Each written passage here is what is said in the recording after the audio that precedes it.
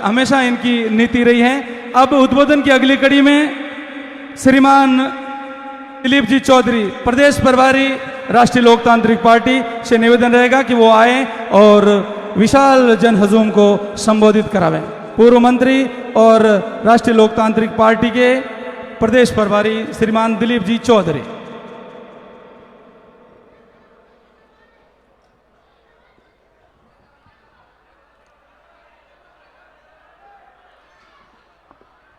आज बहुत ही ऐतिहासिक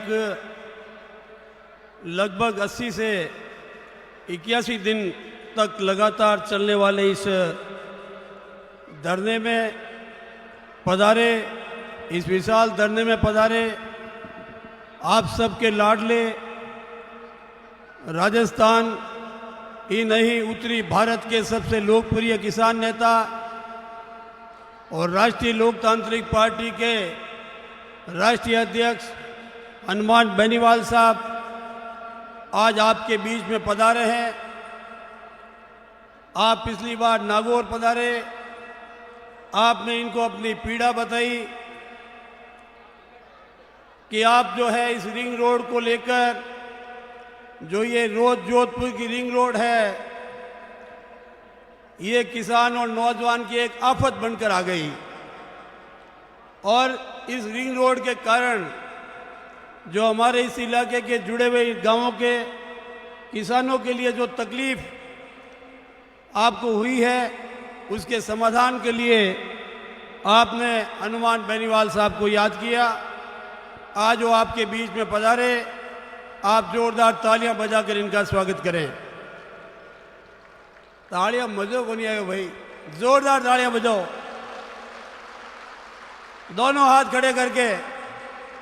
और मंच पर विराजित हमारे राष्ट्रीय लोकतांत्रिक पार्टी के सभी कद्दावर नेतागण, सरपंचगण और इस आंदोलन के शांतनु जी चौधरी और दिनेश भाई और इनकी टीम, सबको मैं धन्यवाद दूंगा कि आप 80-81 दिन से जो है इस आपका जो मांग पत्र है, आपकी विभिन्न मांगे हैं, उसको लेकर आप धरने पे बैठे हो। मैं बेनीवाल साहब को आपके माध्यम से अवगत कराना चाहूँगा कि ये जोधपुर की रिंग रोड है, इसमें किसानों की और हमारे ग्रामीण भाइयों की बहुत बड़ी मांग है कि आपके जो रिंग रोड से जो खेतों में जाने के रास्ते हैं, छोटी छोटी डाणियों में जाने के रास्ते हैं, वो इन लोगों ने बंद कर दिए। ये बहुत बड़ी समस्या है और रिंग रोड से जब नीचे उतरते हैं तो ये टोल जो है ये आपको परेशान करते हैं। अभी मैं जैतरण से आ रहा था तो डांगियावास में भी हमारे सैकड़ों किसान, ए भाई चुपचाप बैठ जाओ, कोई बोलेगा नहीं, सभी माता बहनें चुपचाप बैठ जाओ, आपस में कोई बात नहीं करेगा।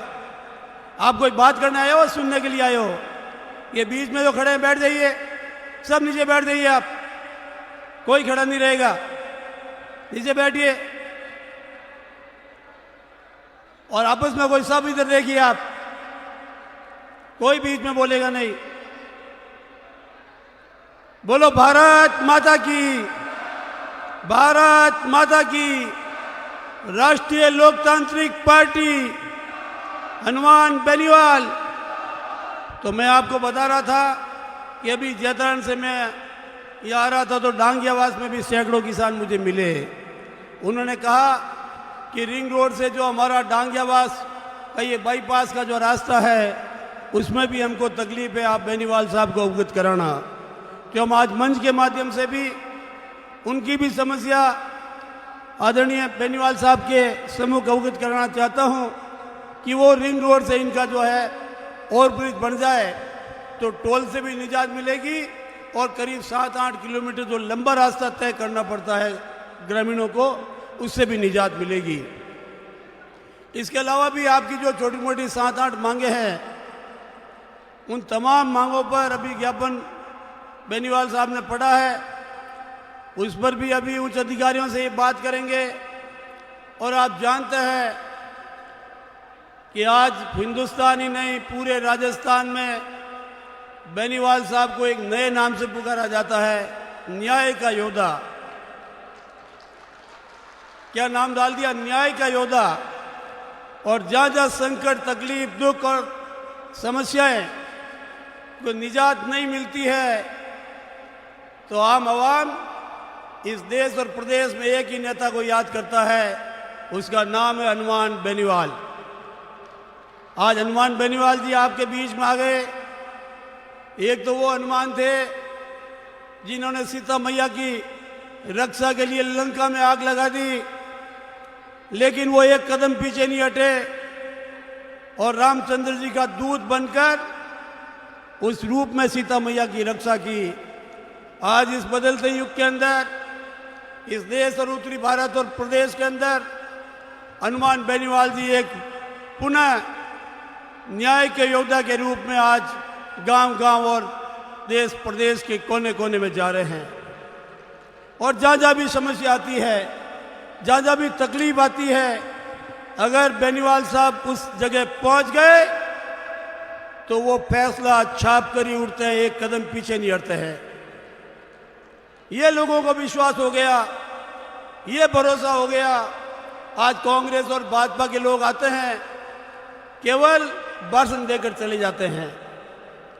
कपासन के अंदर सूरज माली नाम का आपने सुना होगा, और उसके 40 फ्रैक्चर हो गए। वो कार्यकर्ता आरएलपी का नहीं था, माली समाज का था, और लगातार वहां के लोग धरने पे बैठे रहे। जब फैसला नहीं छपा तो हनुमान बेनीवाल साहब के पास एक शिष्टमंडल जयपुर आया। आप जब कपासन पहुंचे, रात को 12 बज गए, 1 बज गए, लेकिन उस गरीब सूरज माली को न्याय देकर ये उठे वहां से और 31 लाख का पैकेज दिलवाया। वहां तो पूर्व मुख्यमंत्री अशोक गहलोत जी भी गए थे, वो भाषण देकर आ गए, कई और नेता भी गए थे, लेकिन फैसला किसने छापा?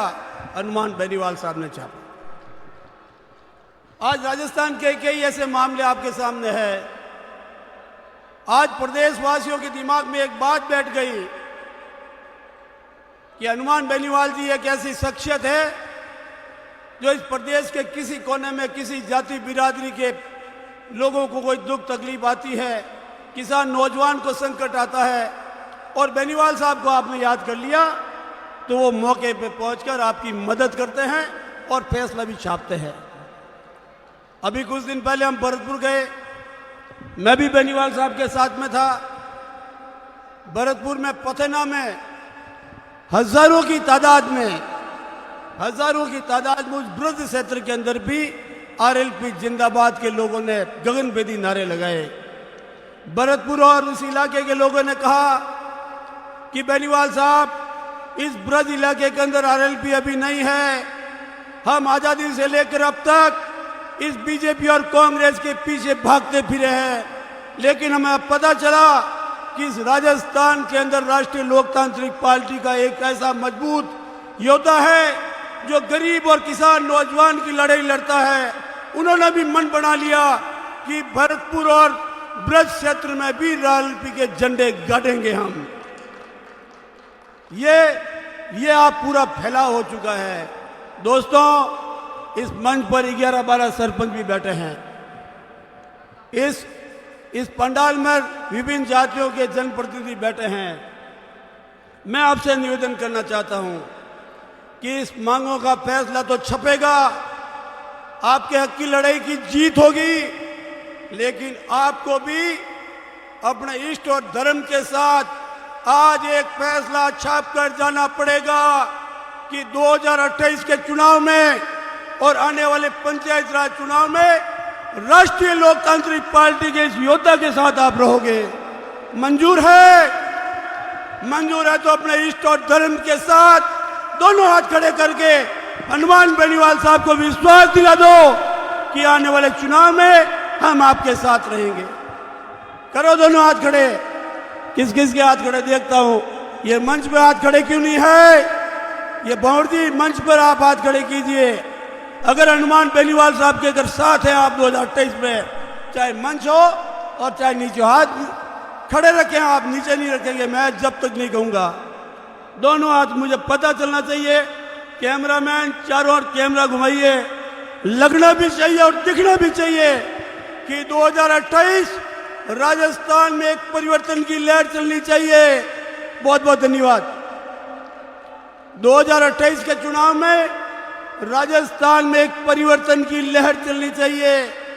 कांग्रेस और भाजपा को छोड़िए और अब राजस्थान में एक तीसरा विकल्प, एक तीसरा मोर्चा राष्ट्रीय लोकतांत्रिक पार्टी के नेतृत्व में खड़ा हो गया है। इतने दिन तो लोग सोचते थे कि राजस्थान में दो ही पार्टी है, एक कांग्रेस और एक भाजपा, तीसरा विकल्प नहीं था। लेकिन आज राजस्थान के अंदर तीसरा विकल्प हनुमान बेनीवाल साहब के नेतृत्व में राष्ट्रीय लोकतांत्रिक पार्टी के नेतृत्व में खड़ा हो गया है। मेरी आपसे गुजारिश है, मेरा आपसे निवेदन है कि मेहरबानी करके आने वाले समय में आरएलपी को मजबूत कीजिए, आरएलपी को मजबूत कीजिए। और ये बोतल का निशान है, इस पर आप ताकत से वोट दीजिए, ये मेरा आपसे निवेदन है। आज आपकी समस्याओं को लेकर आप 80 दिन से अधिक समय से आप धरने में बैठे हो, लेकिन सत्ता पक्ष के लोग आपके बीच में आपकी तकलीफ सुनने नहीं आए। कांग्रेस का कोई व्यक्ति, बड़ा लीडर आपके बीच में आपकी समस्या सुनने नहीं आया।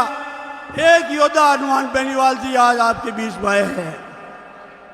तो आप समझिए इस बात को कि जो दुख में, तकलीफ में, संकट में, पीड़ा में जो आपका साथ निभाए, आप उसका समय आने पर उनको मदद कीजिए। भाइयों, आपको एक वोट ही तो देना है, एक वोट ही तो देना है। एक बार बेनीवाल साहब को भी देख लो। आपने बीजेपी कांग्रेस को 70-75 सालों से देखा है। अरे आने वाले चुनाव में बेनीवाल साहब को एक बार चुनकर देखिए और राष्ट्रीय लोकतांत्रिक पार्टी को सत्ता के करीब लाइए। भ्रष्टाचार मुक्त राजस्थान, नौजवान किसानों की आवाज एक ताकत के रूप में इस पूरे प्रदेश में चलेगी और आपकी समस्याओं के लिए इस तरह धरने पर नहीं बैठना पड़ेगा, एक परिवर्तन लाना पड़ेगा। ये मेरा आपसे अनुरोध है। मैं ज़्यादा बात कहूँगा नहीं, बेनीवाल साहब को आपको सुनना है, लेकिन मैं आपसे निवेदन करना चाहता हूँ कि आज प्रदेश में जो आंधी चल रही है परिवर्तन की, वो चुनौती आपको स्वीकार करनी पड़ेगी। उस रूप में राष्ट्रीय लोकतांत्रिक पार्टी के साथ आपको जुड़ना पड़ेगा। ये मेरा आपसे निवेदन है। मेरी आपने बात सुनी, आपको बहुत ही बहुत धन्यवाद। और बेनीवाल साहब से मैं निवेदन करूंगा कि ये किसान और नौजवान जो 80-81 दिन से अपनी मांगों को लेकर आज धरने पर बैठे हैं तंबू के नीचे, आज आप पधार गए हैं, इनके समस्याओं का समाधान भी आप करेंगे और किसान के, नौजवान के चेहरे पर खुशियां आप लौटाएंगे। बहुत ही बहुत धन्यवाद। जय हिंद। राम राम साहब।